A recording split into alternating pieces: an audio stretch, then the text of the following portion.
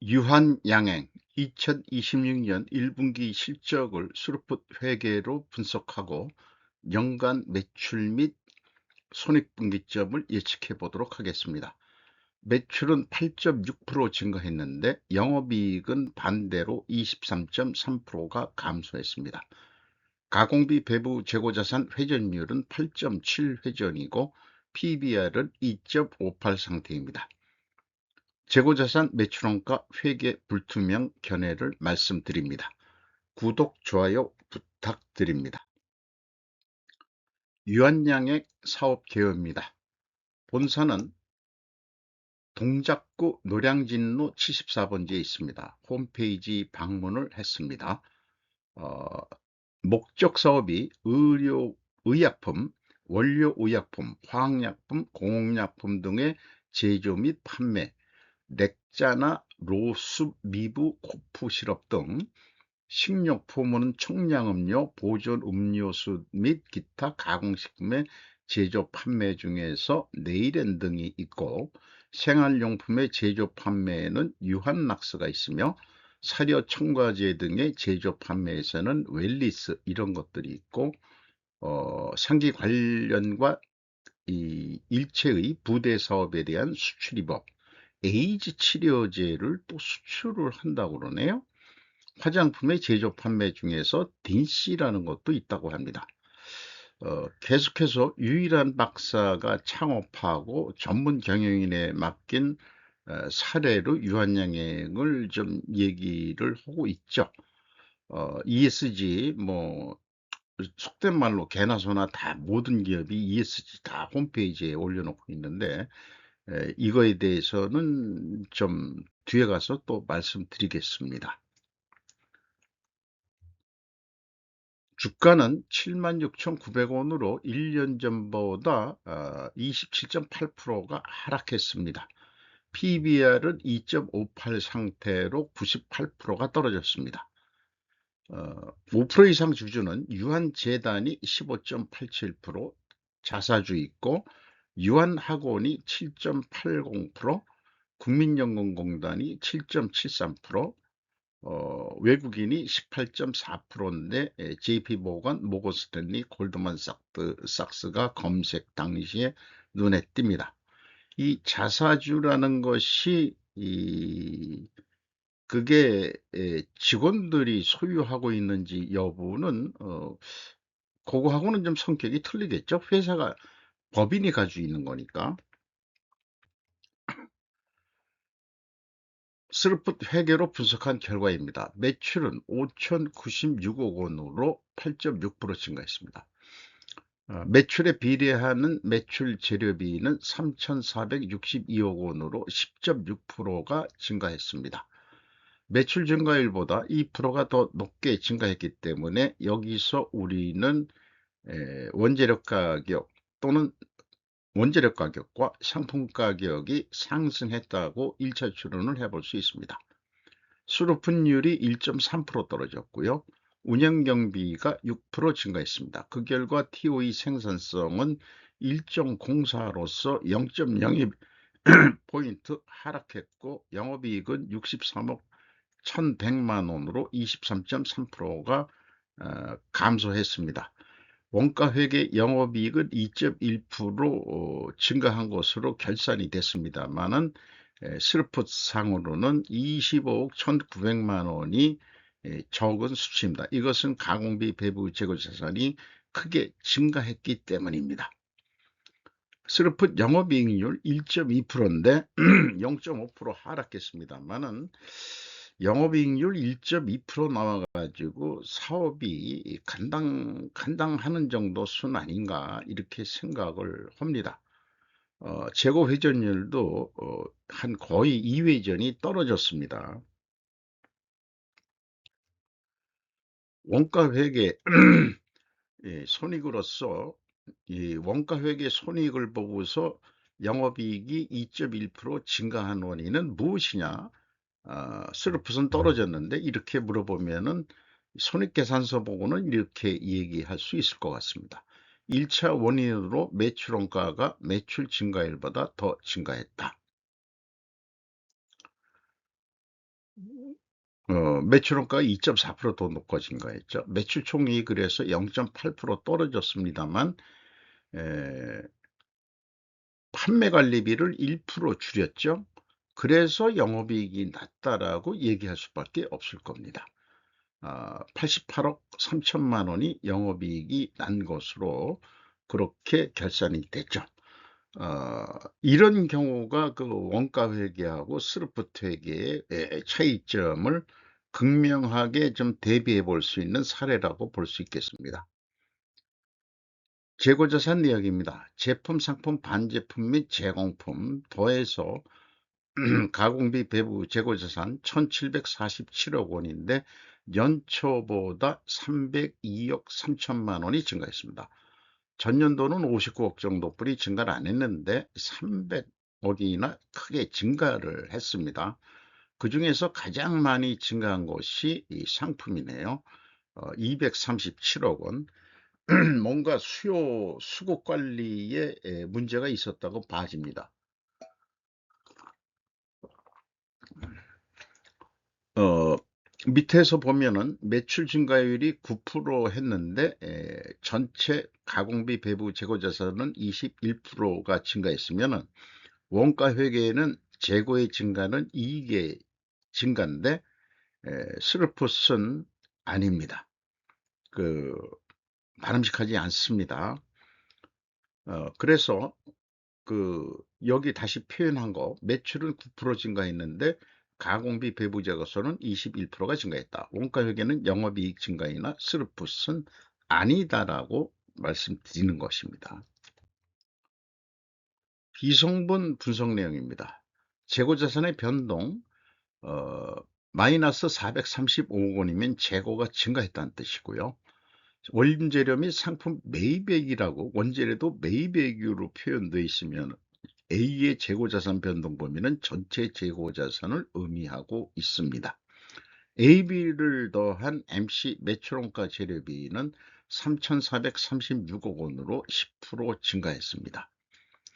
운영경비는 1,571억 원으로 6% 증가했습니다. 운영경비에서 판매관리비 1,231%를 더한 것이 뺀 것이 가공비로서 죄송합니다. 여기 아침부터 339억 원, 340억 원 가까이 되네요. 42.5% 크게 증가했습니다.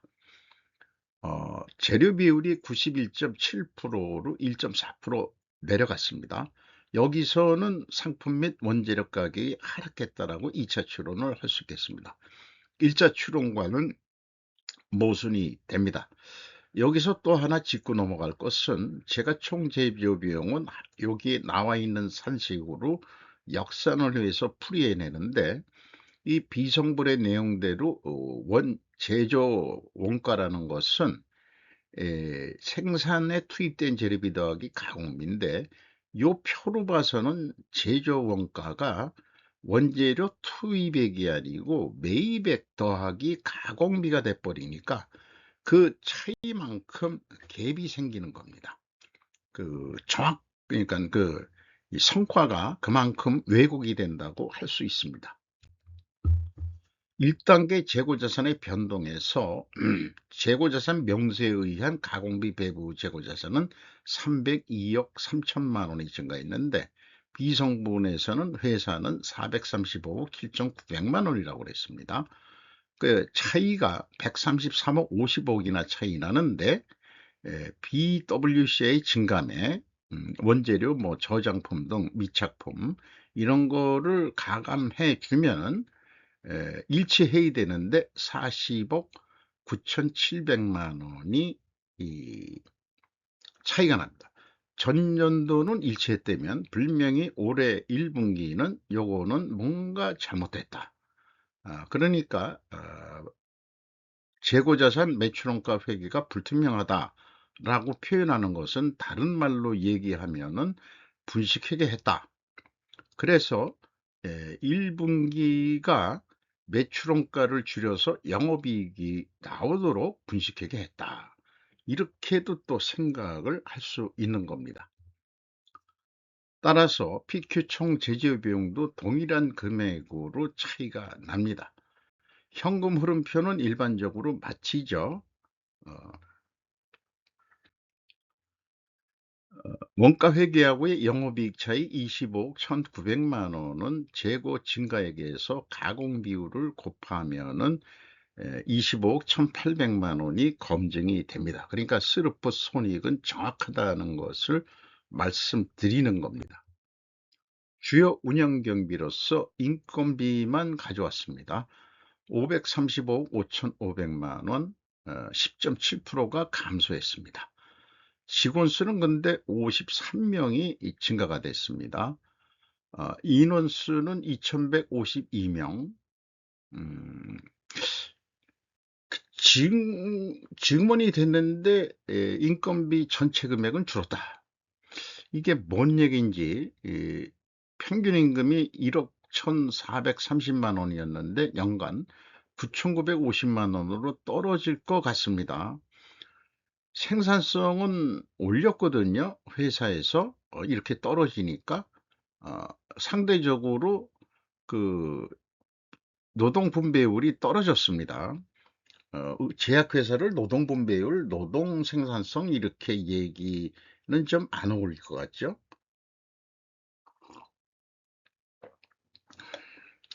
요것이 좀 이상합니다. 어, 경영평가 지표로서 재고 회전율이 떨어졌고요. 그 다음에 스루픈율도 떨어졌습니다. 순방향이면은 투명하게 가정을 합니다.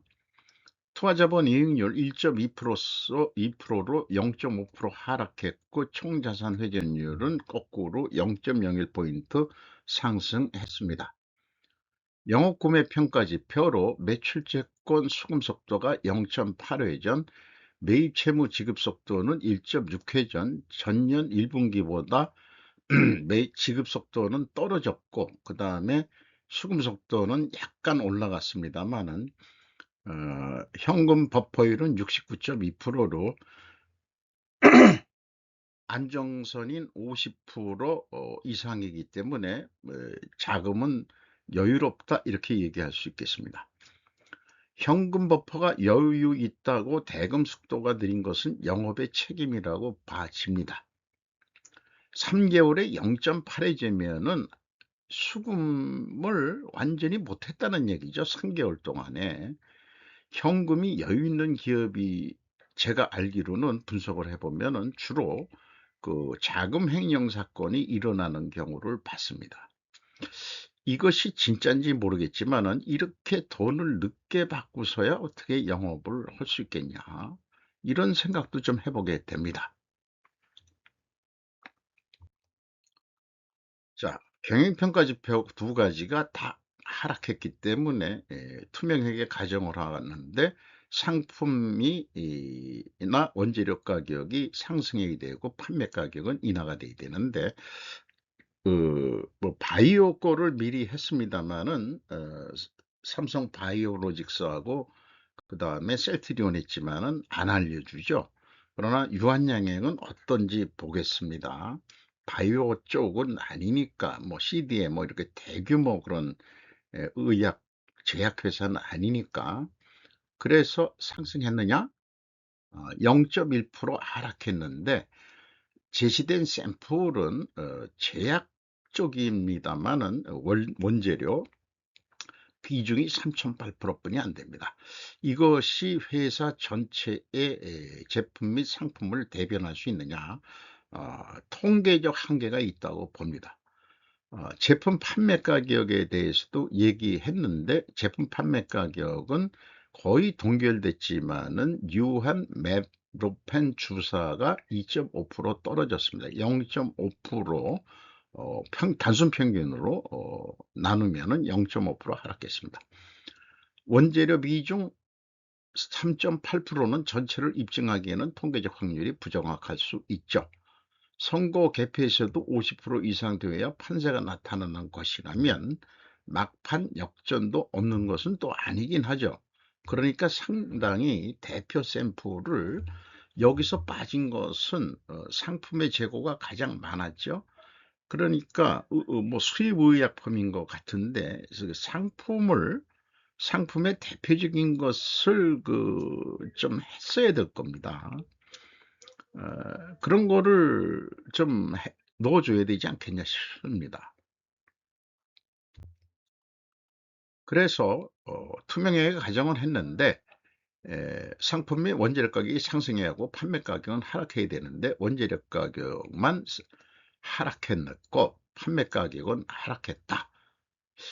어, 그런데 내리긴 내렸어도 판매 가격이 0.5% 내렸는데 원재료 평균은 0.1%라면은 그만큼 안 내려간 거죠. 어, 그러니까 상대적으로는 상승 인식을 하긴 하다. 그래서 입증 패스로 그냥 간주하기로 합니다. 그러나 3.8% 가지고 개표 방송이 3.8% 됐는데 그거 가지고 승패를 가리기에는 좀 어렵겠죠. 그런 한계, 여기 분석의 한계라고 제가 항상 써놓습니다만은 그런 것도 그냥 참고해 주시면 고맙겠습니다. 현금 재무지표입니다. 1번 EAT 새우 현금 순이익. 여담으로 제가 이 새우 현금 순이익을 영어 약자로 뭐라고 생각할까 해서 제가 만들었다고 생각을 했는데 언더 애프터 텍스거든요. 어, 그런데 실질적으로 외국 자료를 보니까 EAT가 나오긴 나오고 전문 서적에서도 나오더라고요. 제가 이거를 여의도에서 공부할 때 커피숍이 EAT가 있어가지고 이트 우리말로는 이제 영어로는 요거 신수한 단어는 먹는다 그런 얘기 아니겠어요? 그거 괜찮겠다. 이래서 EAT로 정했습니다. 272억 원을 벌었습니다. 당기순이익은 373억 원인데 현금으로 272억 원으로 대부분은 이것이 더 당기순이익보다는 높게 나옵니다만은 이게 진실치가 되겠습니다. 그러니까 더더욱 원가회계에는 분식회계 가능성이 있다고 봐집니다. EMS 영업활동 현금 흐름으로 1285억 원의 현금 흐름이 있었습니다.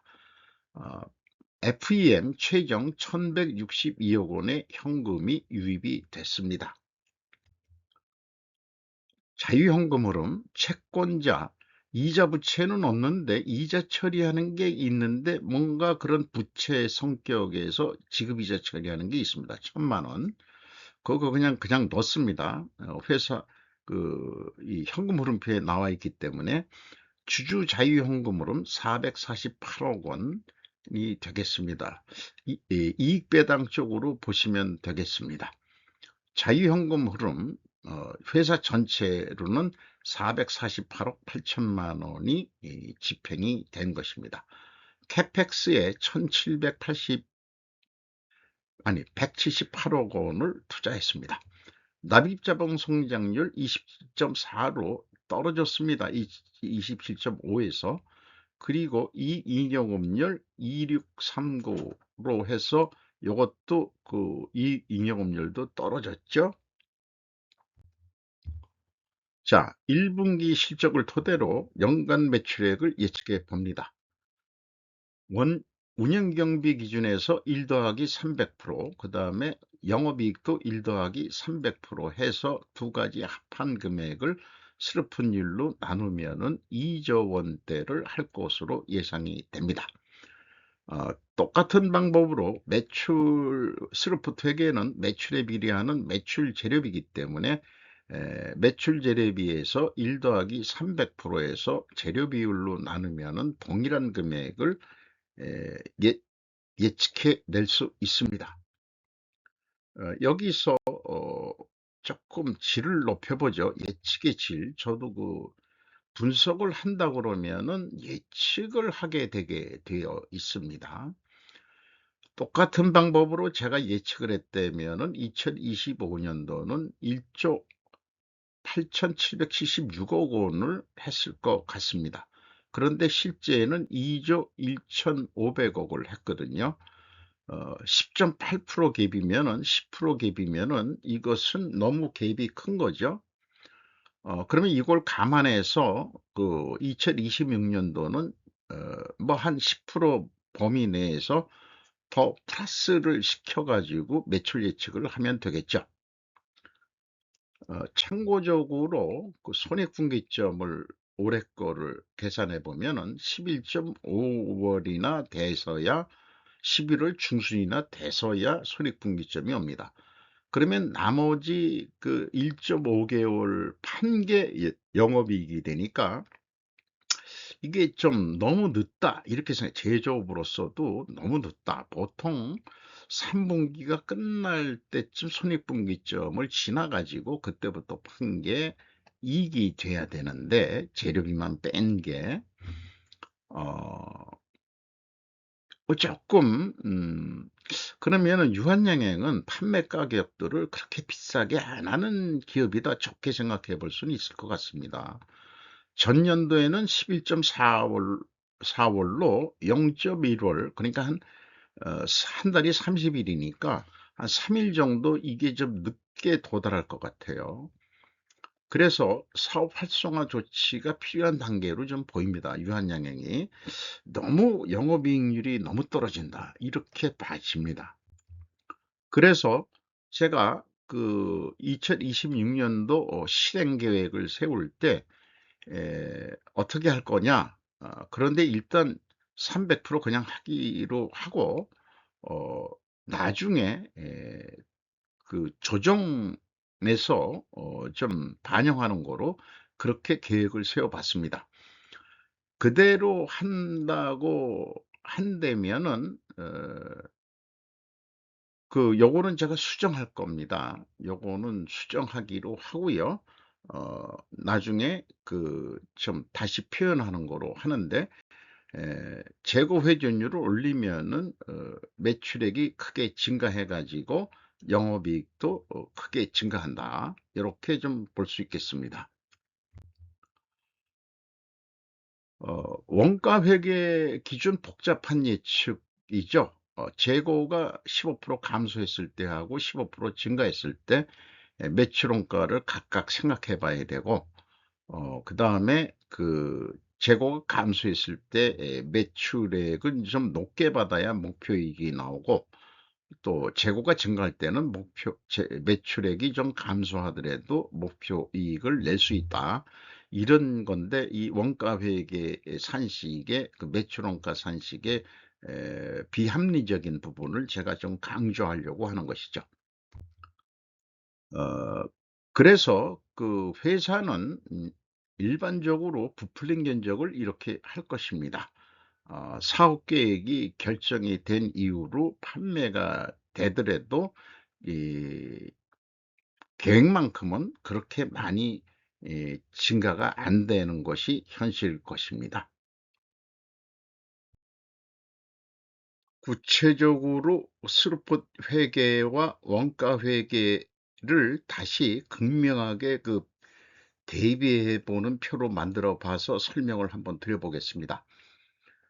그 일단 매출액이 2조 300억 했을 때 스루풋 영업이익은 167억, 그 영업이익이 요 정도면 아주 낮게 나오는 거죠. 그러나 재고를 현실적으로 시켰었는데, 코스트 회계로서 동일한 매출액일 경우에 재고가 감소했을 경우는 바로 원가 회계에는 1,736원 적자로 나타날 것입니다. 그리고 재고가 증가하면 영업이익이 증가하는데 그 적자 폭이 줄어들 뿐으로 이렇게 비교가 됩니다. 거기다가 스루풋은 추가 판매하면은 재고가 줄겠죠. 생산을 더 이상 안 한다고 보고서 "야, 재고가 좀 쌓였으니까 좀 밀어내라고 해 가지고 추가 판매 노력을 해서 그 2조 2,633억 원을 한다면은 스루풋은 판매되는 대로 남는 거니까 2,438억 원으로 영업이익이 획기적으로 올라갑니다만은 생산을 안 하고 추가 그 상품 매입도 안 하고 있는 재고를 밀어내기로 해서 매출을 올렸다고 하더라도 판매 관리비 등이 올라가고 재고가 감소했으니까 아, 원가 회계에는 그 영업이익이 더 오히려 거꾸로 늘어날 아니 좀 줄긴 줄어져. 여기서 마이너스 1736억 원인데 1506억 원으로 줄긴 줄지만은 스루펫과의 차이는 3945억 원이나 크게 증가할 것입니다. 이것이 현실적인 문제고, 코스트 추가 판매는 생산을 하지 않고 있는 재고 판매로 재고를 줄였을 때 극단적으로 영업손실이 늘어남아 있을 수 있습니다. 현실은 계속 생산을 하고 상품 매입을 진행해야만 원가 회계는 흑자를 유지할 거니까 올해 1분기에 재고가 왜 그렇게 많이 늘었는가, 그거를 충분히 이해하는 사례라고 볼 수 있겠습니다. 따라서 재고 증가를 상품 재고라든가 이런 게 가장 크게 늘어났는데, 그게 진짜 매입액인지 사실은 의문을 가져보면은 에, 제가 그 실무를 계속 한다면은 그 매입액 감사 이런 것도 좀 해볼 것입니다.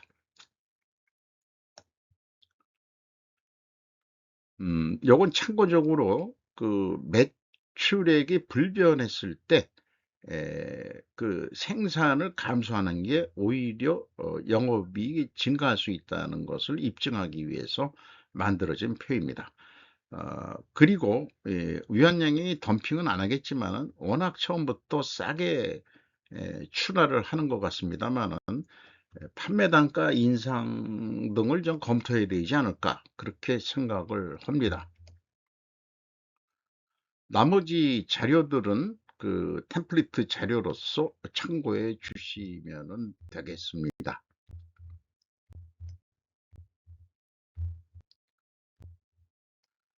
제조원가 회계를 쓰레기통에 버리고 새 회계 찾자. 글로벌 금융 세력인 로스차일드 여사가 이 한 말씀만 해 주시면은 이 세상은 에, 전쟁을 치른 것만큼 크게 변할 것으로 봅니다. ESG, 이 처음에 주창을 했던 로스차일드인데 자기가 돌아가는 걸 보니까 다 겉에만 페인트 칠들 하고 있어. 당신들 그거 하자고 그런 게 아니잖아. 그럴 바에 하지 말자고 이렇게 얘기한 게 2023년 10월 16일 더 PR이라는 데서 제가 가져왔습니다. 그래서 인터뷰야, 블룸버그 인터뷰 내용을 가져와서 우리나라 2015년 옥세라톤 오코일에 찍혔던 사진은 마치 마녀처럼 보였는데 요거 2023년에 찍힌 거를 보면은 그렇지 않군요. 거의 뭐 미녀십니다. 이렇게 또 칭찬을 해줘야 글로벌 금융 세력이 좀 생각을 좀 바꿨으면 좋겠어요. 오늘도 좋은 하루 되시기 바랍니다. 굿아이.